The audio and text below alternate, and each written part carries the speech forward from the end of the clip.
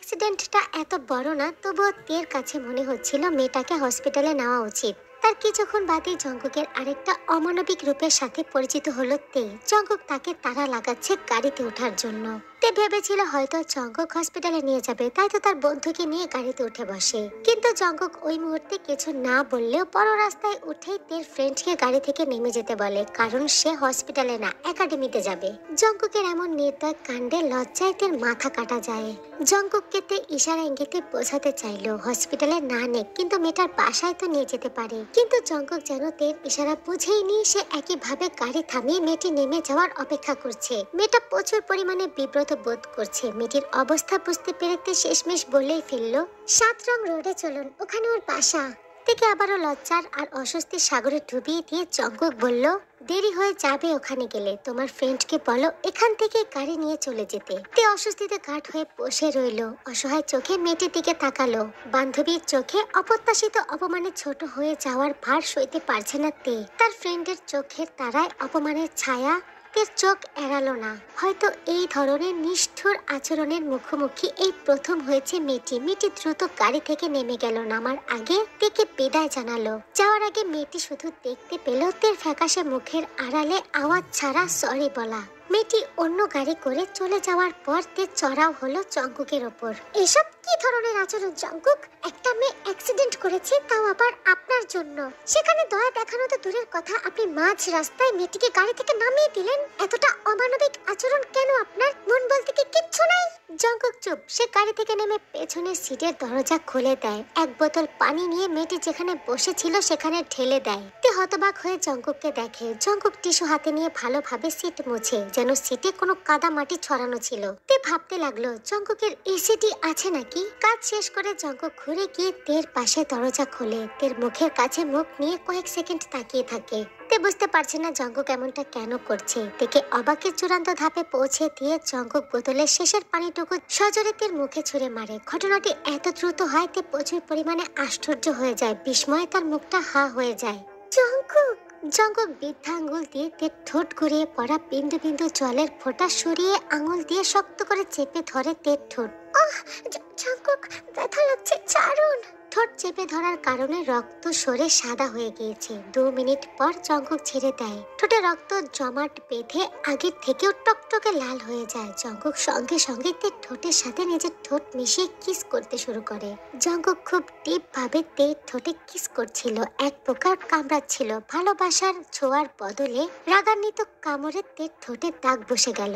10 minute পর Jungkook তেকে ছেড়ে দেয়। তের ঠোঁটে রক্ত জমে গেছে, কাছে দাগ হয়ে গেছে। জঙ্কুক সেখানে আঙুল দিয়ে টাচ করতে করতে বলে, তোমার ফ্রেন্ডের লাক আছে বলতে হবে, মরতে মরতে বেঁচে গিয়েছে। এন্ড ইয়েস বাটারফ্লাই, আমার মন আছে বলেই তো তোমাকে ভালোবাসি। যদি কোনো ডাউট থাকে প্রমাণ দিতে রাজি আছি সোনা। একেবারে চুপ। তার কাছে না কোনো কথা বলার ভাষা আছে না সাহস। জঙ্কুক থেকে কোলে তুলে নেয়, সামনে সিটে বসিয়ে দিয়ে গাড়ি স্টার্ট করে একাডেমিতে যাওয়ার জন্য। আজকের ক্লাসে বেসুজি এসেছে। মেয়েটা এখন পুরোপুরি সুস্থ। ধীরে ধীরে হেঁটে হেঁটে সবাইকে কাজ শেখাচ্ছে। আজকে জঙ্কুক আসবে না তের ক্লাসে, তার গুরুত্বপূর্ণ একটা ক্লাস আছে। তে ক্লাস শেষ হওয়ার 20 মিনিট আগেই বের হয়ে পড়লো। তার মনটা বিষণ্ণ। তার ক্লাসমেটের সাথে জঙ্কুকের করা আচরণ সে কিছুতেই ভুলতে পারছে না।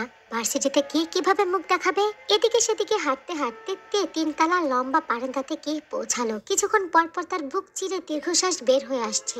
গভীর ধ্যানে মগ্ন তে হঠাৎই খেয়াল করলো কেউ তার পিছে দাঁড়িয়ে তাকে সূক্ষ্ম চোখে পরখ করছে। আবারও হারিয়ে গিয়েছেন? আচমকা কথাটি শুনে তে চমকে যায়। পেছনে ঘুরে দেখে সেই দিনের সেই ছেলেটা তার সামনে দাঁড়িয়ে হাসছে। তের মন বিষণ্ণতায় ডুবে থাকার কারণে ছেলেটার স্নিগ্ধ হাসি তের মনটা ছুঁতে পারলো না। বরং তে প্রচুর বিরক্ত হলো। তার চোখে মুখে তা ফুটে উঠলো। চোখ ঘুরিয়ে আবারও রেলিং এর দিকে ফিরে তাকালো। মিঙ্গু তো অফিস রুমের দিকে যাচ্ছিল। তার হঠাৎই চোখ পড়ে বড় বারান্দায় দাঁড়িয়ে থাকা এক রূপসী কন্যার দিকে। সে এক নজর তাকিয়ে আবারও হাঁটা ধরে, কিন্তু হঠাৎ করে মেয়েটাকে তার চেনা চেনা লাগে। তারপর আবারও এক পলক পলক তাকিয়ে চিনে ফেলে সেই দিনের হারিয়ে যাওয়া মেয়েটা আজকেও আবার হারিয়ে গেছে নাকি। জানতেই তো মিঙ্গু পেছনে এসে দাঁড়ায়। ভেবেছিল দাঁড়িয়ে থাকলে মেয়েটি তার উপস্থিতি টের পাবে, কিন্তু 6 মিনিট পার হয়ে যাওয়ার পরও যখন মেয়েটি হেলদুল নাই তখন সে নিজে থেকে জিজ্ঞাসা করলো। মিঙ্গু কিছু বলার আগে লক্ষ্য করলো মেয়েটির চোখে বিরক্তির ভাব। তাকে দেখে কি বিরক্ত হয়েছে? তাকে দেখে মানুষ বিরক্ত হয়? বিশ্বাস হলো না, সেটা আবার মেয়ে মানুষ। কাশি দিয়ে তার দৃষ্টি আকর্ষণ করার চেষ্টা করলো মিঙ্গু। তার কাশি যে ইচ্ছা করে দিচ্ছে সেটা বুঝতে দেরি হলো না তের। তাতে করে তের বিরক্তির মাত্রাটা আরো বেড়ে গেল। কপাল কুঁচকে চ শব্দ করে বিরক্তি নিয়ে পেছনে ঘুরে ছেলেটির দিকে তাকালো। কি চাই? আই থট আপনি আবার হারিয়ে গেছেন ওই দিনের মতো। নেভার মাইন্ড, আমার বোঝার ভুল। Then leave now. No need to be so rude. অপরিচিত কারোর সাথে রোড ব্যবহার করবেন না, তাতে তার মনে আপনার সম্পর্কে খারাপ ধারণা জন্মাতে পারে। বাই দ্য ওয়ে, আপনার কি কোনো কারণে মন খারাপ? এত রেগে আছেন? ওই দিন তো আপনাকে দেখে শান্তশিষ্টই মনে হলো। তের মন খারাপের মাঝে এই কথাগুলো যেন আগুনে ঘি ঢালার কাজ করলো। সে আরো রেগে যায়। মিষ্টি কথা তো দূর, আরো চেঁচিয়ে বলে, আই মিয়া, জ্ঞান দিতে বলছি, ভাগেন এখান থেকে, যত সব ফাচালো। মিঙ্গিউর মনটা খারাপ হয়ে গেল। তার সামনে কেউ মন খারাপ করে থাকলে সে তার মন ভালো করার জন্য অনেক কথা বলার চেষ্টা করে, তাই তো বলছিল। কিন্তু তের প্রতি তার মনটা একটুও খারাপ হলো না, কারণ সে বুঝতে পারছে তের প্রচুর পরিমাণে মনটা খারাপ। তারা যেখানে দাঁড়িয়ে কথা বলছিল সেটা একটা গলির মতো। সেই গলির মাথার মধ্যে কারো একজনের দ্রুত পায়ে হাঁটার শব্দ হলো। লোকটা 1 সেকেন্ডের মধ্যে এ পাশ থেকে ও পাশে দ্রুত গতিতে অদৃশ্য হয়ে গেল। এত দ্রুত গেল যে বোঝা গেল না লোকটা কে। তবে তের ষষ্ঠ ইন্দ্রিয় তাকে বলছে এখনই লোকটা থামবে আর 2 কদম পেছনে এসে গলির দিকে তাকাবে। তের ইন্দ্রিয়কে প্রমাণিত করে লোকটার হাঁটার আওয়াজ থেমে গেল। তে সতর্ক হয়ে গেল। পেছনে হাঁটার আওয়াজ শোনা যাওয়ার আগে সে এক দৌড় লাগালো। এক পলকে তে সিঁড়ির মাথায় চলে গেল। তে দৌড় দিয়ে যখনই চোখের আড়াল হলো ঠিক তখনই, একদম ঠিক তখনই গলির মাথা থেকে জঙ্কুক 2 পা পিছিয়ে এসে গলিতে তাকায়। দেখতে পেল মিনগিউ রেলিং এর পাশ ফিরে একা দাঁড়িয়ে আছে। কিন্তু তার যে মনে হলো তার বাটারফ্লাই এখানে ছিল, সে তো ভুল হতে পারে না, বিশেষ করে বাটারফ্লাই এর ক্ষেত্রে। জঙ্কুক শকুনের ন্যায় তীক্ষ্ণ দৃষ্টিতে পুরো বেলকুনিতে চোখ বুলালো। মূর্তির মতো দাঁড়িয়ে থাকা মিনগিউকে ছাড়া আর কাউকে দেখতে পেল না। যখনই জঙ্কুক কাউকে দেখতে পেল না, সে আবারও সামনের দিকে হাঁটা ধরে। গুনে গুনে 8 পা আগানোর সঙ্গে সঙ্গে কেউ একজন পেছন দিক দিয়ে তার পিঠের কাছের শার্ট খামচে ধরে। ঝট করে পেছনে তাকায় জঙ্কুক। তে 2 হাঁটুতে হাত রেখে হাঁপাচ্ছে। আপনি কোথায় ছিলেন? সে কখন থেকে খুঁজছি। জঙ্কুক তার কাঁধ ধরে সোজা করে তেকে দাঁড় করালো। কোথায় ছিলে তুমি সোনা? ভারী কণ্ঠে জঙ্কুক বলল। তে শান্ত হয়ে উঠে দাঁড়ায়। জঙ্কুকের কোমর জড়িয়ে ধরে জঙ্কুকে নিয়ে হাঁটা শুরু করে। বলে, আপনাকেই তো খুঁজতে বের হয়েছিলাম। ভবনটা পুরো গোলক ধাঁধার মতো। আমার কাছে তো সব ভবন একই রকম মনে হয়। আমি সিরিয়াসলি ভেবেছিলাম হারিয়ে গিয়েছি। থ্যাংক গড আপনাকে খুঁজে পেলাম। কথাটি বলে তে একটু হাসার চেষ্টা করে আর সফলও হয়। তারপর জঙ্কুককে জড়িয়ে ধরে জঙ্কুকের গলাতে মুখ ডুবিয়ে একটু করে একটা চুমু খায় তে। তে ভালো করেই জানে জঙ্কুককে একটু আদর আদর কথা বললেই জঙ্কুক শান্ত হয়ে যাবে। জঙ্কুক তের গাল ধরে নিজের কাছে টেনে নেয়। গালের সাথে গাল ঘষে তের গালে চুমু খেয়ে বলে, সোনা, আর কখনো একা একা অফিস থেকে বের হবা না। তুমি জানো না আমি কত টেনশন করি তোমাকে না দেখলে। আর কখনো যাবে না আমাকে না বলে, কেমন? জঙ্কুক তের মাথার চুলে হাত বুলিয়ে কথাটি বলে। তে বাধ্য মেয়ের মতো মাথা নাড়ল। সে ভালোই টের পাচ্ছিল জঙ্কুক তাকে খুঁজতে বের হয়েছে। হঠাৎ করে তের মাথায় আরেকটা বুদ্ধি খেলে যায়। সে জঙ্কুককে শক্ত করে জড়িয়ে ধরে জঙ্কুকের বুকের সাথে মিশে খুব আহ্লাদে কণ্ঠে বলে, দোষ তো আপনারই। আমি কি করেছি সোনা? তে দুঃখ পাবার ভাব নিয়ে বলে, আজকে যদি একটা মোবাইল থাকতো তাহলে আপনাকে ফোন করলেই তো পেয়ে যেতাম। আমার তো এত দৌড়াদৌড়ি করা লাগতো না। যদি কোনো বিপদে পড়তাম কি হতো বলুন তো? এখানে কত ছেলে, যদি আমাকে অসহায় পেয়ে কেউ ক্ষতি করতে চাইতো, মোবাইল থাকলে তো এসব হতো না। তে জঙ্কুককে টেনশনে ফেলে আর চোখে তাকায় জঙ্কুকের দিকে। জঙ্কুক যদি একবার বুঝতে পারে তার চাল, তাহলে সে শেষ। তাই তো জঙ্কুককে আরো টেনশনে ফেলার জন্য তে জঙ্কুককে জড়িয়ে ধরে হাঁটছে আর মোবাইল না থাকলে কি কি ক্ষতি হতে পারে সেই সমস্ত কিছু বলছে। জঙ্কুক হাঁটা থামিয়ে 2 হাত দিয়ে তের 2 গাল আঁকড়ে ধরে খুব আদরের সহিত বলে, ঠিক আছে সোনা, তোমার মোবাইল তোমাকে দিয়ে দেব, তবে তোমাকে কথা দিতে হবে তুমি আমাকে না বলে কোথাও যাবে না। তের ভেতরে উপচে পড়া খুশিটা ভেতরে কষ্ট করে দমিয়ে রেখে বলে, আচ্ছা প্রমিস। জঙ্কুক খুশি হয়ে তের ঠোঁটে চুমু খেতে লাগে। জঙ্কুক কোনো প্রকার কোনো সন্দেহ করে নাই। তে ভেবেই স্বস্তির নিঃশ্বাস ফেলে। এবার বাবার সাথে একটু কথা বলা যাবে। ভোরবেলা কিছু একটার আওয়াজে ঘুম ভেঙে যায় তের। আওয়াজটা বারান্দার দিক দিয়ে আসছিল। তখনই আকাশ পাতাল এক করে বৃষ্টি হচ্ছিল। চারদিক অন্ধকারে ছেয়ে গেছে। তে ঘুম ঘুম চোখে বারান্দায় গিয়ে দাঁড়ায়। নিচে তাকানোর সঙ্গে সঙ্গেই তার ঘুমটা উড়ে যায়। নিচে ঝোপঝাড়ে ঢাকা অন্ধকার জলাশয়ের কাছে জঙ্কুক দাঁড়িয়ে, তার হাতে কতগুলো ফুলের গাছ। তে বারান্দায় তাকায় ফুলের টবগুলো আছে নাকি। না, একটাও নেই। 6টা টপি ফ্লোরে কড়াকড়ি খাচ্ছে। মাটি চারদিকে ছড়িয়ে আছে। দেখে মনে হচ্ছে অত্যন্ত ক্রোধের সাথে গাছগুলো তুলে ফেলা হয়েছে। জঙ্কুকের 2 হাতের মুঠোতে গাছগুলো প্রাণহীন অবস্থায় দমড়ে মুচড়ে পড়ে আছে। তের চোখ বড় বড় হয়ে গেল যখন দেখতে পেল জঙ্কুক একটা একটা করে ফুলগুলো হাতের মাঝখানে পিষে মাটিতে ফেলছে। দৃশ্যটা দেখে তের মাথায় পশু ছাড়া অন্য কোনো শব্দ আসলো না। রাত পর্যন্ত সমস্ত কিছু ঠিক ছিল, তবে হঠাৎ করে জঙ্কুকের এত ক্রোধের কারণটা কি তে ভাবছে। হঠাৎ করে তার চোখ যায় কয়েক টুকরা করে রাখা কদম গাছের দিকে। জঙ্কুক ফুল গাছগুলো পায়ে পিষে এগিয়ে যায় কদম গাছের দিকে। জঙ্কুক একটা একটা করে কদম ফুল জোতার তলায় খুব গর্জনের সাথে পিষছে, যেন বহুদিনের ক্ষোভ মেটাচ্ছে। বৃষ্টিতে তার ঘাড় অব্দি চুলগুলো কপালে ঘাড়ে লেপ্টে আছে। শরীরটা চুপচুপে ভেজা। তার চোখ ঘোষ ধারালো মুখশ্রী অপকৃতি স্থির মতো লাগছে। জঙ্কুকের কাছে আপনা আপনি তীর মুখ দিয়ে জোরে একটা আওয়াজ বের হয়ে আসলো। কি করছেন এগুলো? তের আওয়াজ বৃষ্টির ঝমঝমে আওয়াজের থেকেও জোরে শোনা গিয়েছে নাকি তে জানে না, তবে তের আওয়াজ শোনা মাত্রই কদম ফুলের উপরে থাকা জঙ্কুকের শক্ত ভারী পাটা থেমে যায়। ধীরে ধীরে ঘাড় কাত করে তাকায় তের দিকে। জঙ্কুকের চেহারা দেখা মাত্রই ভয় পেয়ে যায় তে। শীতল স্রোত শির দ্বারা দিয়ে পেয়ে যায় তার। ঠিক সেভাবেই তাকিয়েছে যেভাবে প্রথম দিন রাস্তা থেকে রেস্টুরেন্টে বসে থাকা তের দিকে তাকিয়েছিল জঙ্কুক। জঙ্কুক বাঁকা হাসে আর কি যেন বিড়বিড় করে বলতে থাকে। তের কণ্ঠ রোধ হয়ে আসে জঙ্কুকের হাসি দেখে। তে ভেবে পাচ্ছে না এই মুহূর্তে জঙ্কুককে সে কি বলবে, সুন্দর নাকি ভয়ঙ্কর। তের দিকে তাকিয়ে থেকে জঙ্কুক একের পর এক কদম ফুলে পা মারাতে থাকে, যেন তেকে দেখিয়ে দেখিয়ে তার পছন্দের জিনিস নষ্ট করছে। তের মাথা ঘুরে ওঠে। বৃষ্টিতে সে ভিজে গেছে। তে জানে না অতিরিক্ত ঠান্ডায় নাকি জঙ্কুকের নির্মম রূপ দেখার পর তের মাথার ভেতরে কাজ করা বন্ধ করে দিয়েছে। ধপ করে সে বসে পড়ে ফ্লোরে। আবছা হয়ে আসে চারদিক। বৃষ্টিতে চোখ খুলে রাখা দায় হয়ে পড়েছে। শরীরের নিয়ন্ত্রণ হারিয়ে ফ্লোরের সাথে তের মাথা আঘাত লাগবে ঠিক ওই মুহূর্তে শক্ত এক হাত তের মাথা ধরে ফেলে। তের ছোট্ট শরীরটাকে তার দানবের মতো বুকে আষ্টে পিষ্টে জড়িয়ে ধরে। তে শুধু অস্পষ্ট কণ্ঠস্বরে শুনতে পেল মানুষরূপী দানবটার গর্জন করা। আমার বাটারফ্লাই, শুধু আমার বাটারফ্লাই। তোমার প্রায়োরিটির লিস্টের টপ ব্যক্তি বা বস্তু শুধু আমি এবং আমি বাটারফ্লাই। যদি কেউ আমাকে ক্রস করতে চায় তাহলে তাদের অবস্থা হবে তোমার এই প্রিয় ফুলগুলোর মতো মৃত। জ্ঞান ফিরল তের। মাথাটা প্রচুর ভারী হয়ে আছে। 2 হাত দিয়ে মাথা চেপে উঠে বসার চেষ্টা করে, কিন্তু ব্যর্থ হয়। শরীরটা প্রচুর গরম, মাথাটা ভার হয়ে আছে, প্রচুর ঠান্ডা লাগছে। গায়ের চাদরটা আরেকটু টানতেই অনুভব করলো সিল্কের চাদরটা মসৃণ ভাবে গা থেকে স্লিপ খেয়ে পড়ে যাচ্ছে। তের আধো আধো বোঝা চোখগুলো বড় বড় করে তাকায়। নিজের ভাবনা সঠিক কিনা তা প্রমাণ করতে চাদরটা উল্টে দেখে। হ্যাঁ, তার ভাবনাটাই সঠিক হয়। সে পুরোপুরি নগ্ন, একটা সুতো নেই তার শরীরে। ঠিক তখনই জঙ্কুক রুমে প্রবেশ করে, হাতে তার খাবারের ট্রে। Good morning princess. জঙ্কুককে দেখা মাত্রই তের মনে পড়ে যায় ভোরের কথা। আতঙ্ক ঘিরে ধরে তাকে। উষ্ণ শরীরটা মুহূর্তে হিম হয়ে যায়। চাদরের নিচেই তে খটখট করে কাঁপতে থাকে। জঙ্কুকের চুল ভেজা, কপালে খুব সুন্দর ভাবে একটা শেফে পড়ে আছে চুলগুলো। তার ঠোঁটে মৃদু হাসি। হাসিটা মিথ্যা তে জানে। বেড সাইডের টেবিলে খুব আওয়াজ করে ট্রেটা রাখে জঙ্কুক। সেই আওয়াজ শুনে কেঁপে ওঠে তে।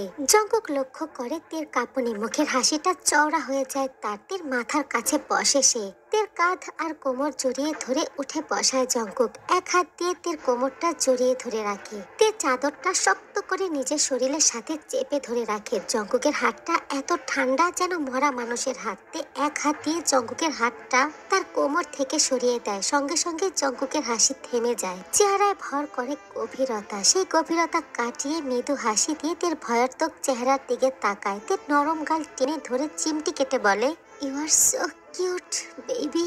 তে ফেলফেলে চোখে তাকিয়ে থাকে। অন্য সময় হলে সে লজ্জা পেত, হাসতো, জঙ্কুকের বুকে গড়িয়ে পড়তো, কিন্তু এখন সময়টা ভিন্ন, ভিন্ন তার সামনের মানুষটা।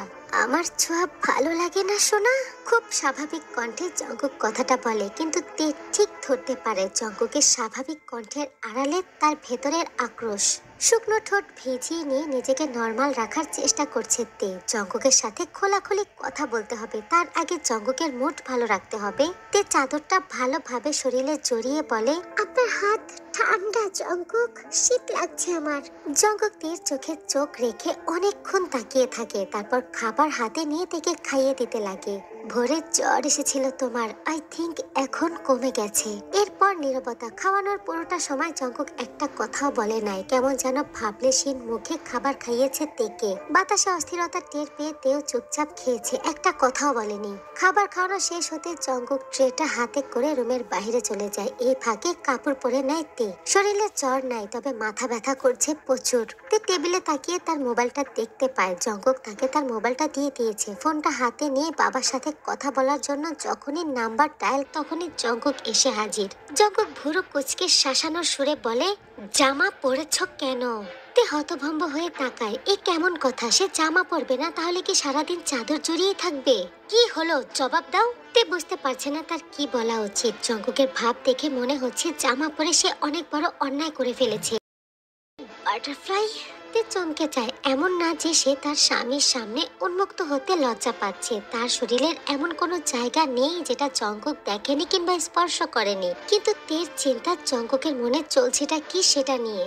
বাটারফ্লাই, তোমাকে এক কথা দ্বিতীয়বার কেন বলা লাগে? জঙ্কুক রক্তিম চোখে তাকায় তের দিকে। রক্ত টকবক করে ফুটছে তার শরীরের প্রত্যেকটা অঙ্গে। তে দুর্বল চিত্তে জঙ্কুকের দিকে তাকায়। এমনিতেই তার মাথাটা ঘোরাচ্ছে, তার উপর আবার জঙ্কুকের চেঁচামেচি।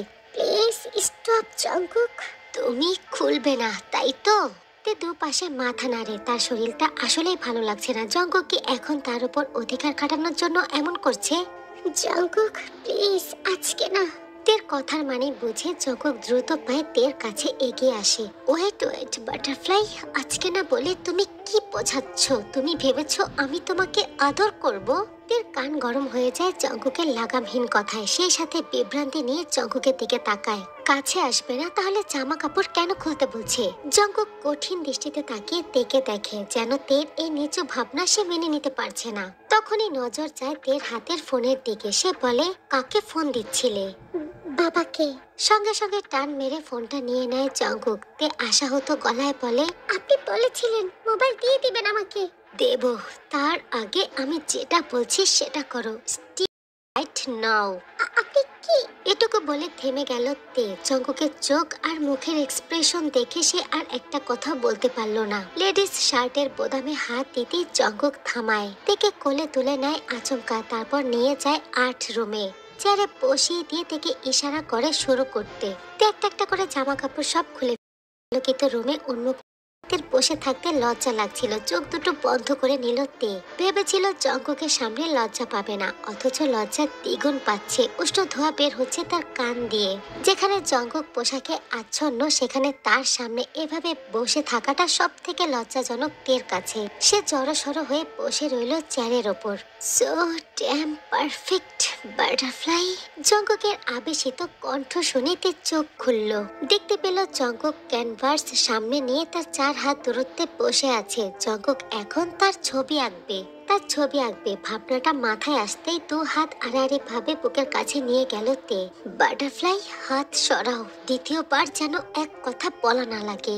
জঙ্কুক রং তৈরি করতে করতে তেকে কথাটি বলে। তে কাঁপতে কাঁপতে হাত সরিয়ে ফেলে। জঙ্কুক উঠে গিয়ে রুমের সমস্ত পর্দা টেনে দেয়, ঘরটা পুরো অন্ধকার বানায়। তের কাছে এসে 3টা মোমবাতি জ্বালিয়ে সামনের টেবিলে রাখে। তের চুলগুলো সামনের দিক দিয়ে খুব ভালোভাবে সেট করে দেয়। হলদেটে আলোতে তের ধনুকের মতো পাকানো নিখুঁত নিখাত দেহের দিকে মহাবীরের ন্যায় চেয়ে থাকে জঙ্কুক। তার বাটারফ্লাই সব থেকে সুন্দর, স্নিগ্ধ ফোটা তাজা একটা গোলাপ ফুল। না, গোলাপের থেকেও স্নিগ্ধ। ঝুঁকে গিয়ে তের কপালে একটা গাঢ় চুমু খেলো জঙ্কুক। তারপর তের হাত দুটো নিয়ে রাখে নিজের শার্টের বোতামের ওপর, ইশারা করে শার্ট খুলতে। তে বাধ্য বালিকার মতো মাথা নিচু করে জঙ্কুকের শার্টের বোতামে হাত দিতেই জঙ্কুক তের থুতনি ধরে মাথাটা উপরে তুলে টিপ ভয়েসে আদেশ করে, eyes on me Barbie doll.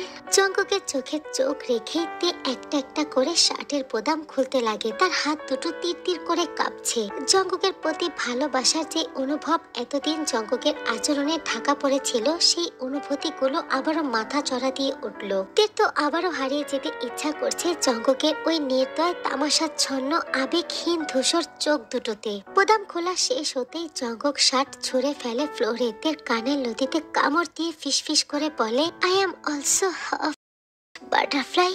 এবার আর তুমি লজ্জা পাবে না সোনা। তে ঘোর লাগা চোখে জঙ্কুকের সৌঠাম দেহের উপর থেকে নিচ অব্দি খুঁটিয়ে খুঁটিয়ে দেখে। জঙ্কুকের শরীরটা যেন একটা নিখুঁত আর্ট। তার আঁকা আর্টের মতোই যেন জঙ্কুক নিজের দেহটাকে আর্টে রূপান্তরিত করে রেখেছে, এতটা চমৎকার। মোমের আলোতে জঙ্কুকের পেটানো শরীরটা থেকে মাদকের মতো টানছে। তার হাত আপনা আপনি চলে যায় জঙ্কুকের বুকে।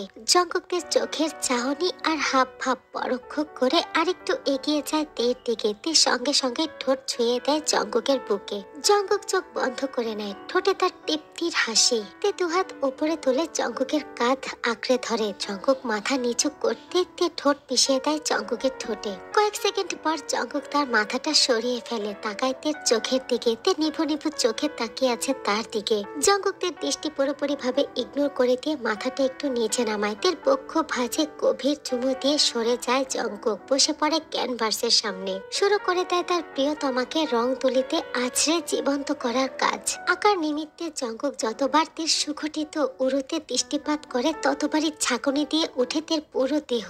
রাঙা হতে থাকে তার গাল, আর বাড়তে থাকে জঙ্কুককে কাছে পাওয়ার আকাঙ্ক্ষা। যাতে চোখের দিকে তাকিয়ে জঙ্কুক স্পষ্ট বুঝে নিচ্ছিল তের ঠোঁটের ফাঁকে অদৃশ্য লাজুক একটা হাসি, যেটা জঙ্কুক ছাড়া কেউই দেখতে পারে না, স্বয়ং তেও না। তের চোখের ভাষা পড়তে পেরে জঙ্কুক বাঁকা হাসে। তার বাটারফ্লাই ঠিক তার ক্ল্যাপচার বানানো মাটির মতো। সে যেভাবে চাইবে, যে খাঁচে ফেলবে, ঠিক সেই রূপ ধারণ করবে তে, করতে বাধ্য।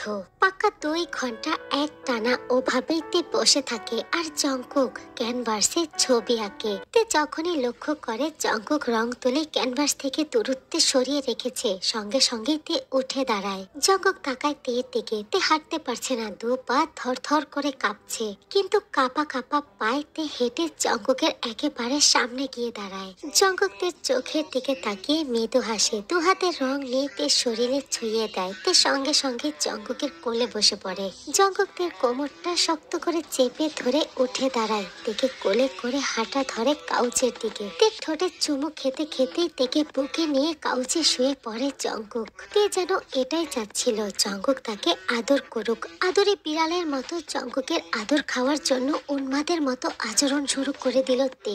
জঙ্কুক নিজের ওপরে তেকে এত ডেসপারেট হতে দেখে প্রচুর পরিমাণে স্যাটিসফ্যাকশন ফিল করছিল। সোনা, তোমার না শরীর খারাপ, যাও কাপড় পরে নাও। জঙ্কুক ইচ্ছা করে টিচ করে তেকে কথাটি বলে। তে এতটা ডেসপারেট হয়ে গেছে জঙ্কুকের টাচ পাওয়ার জন্য, সে টিচ করাটাকেও ইগনোর করে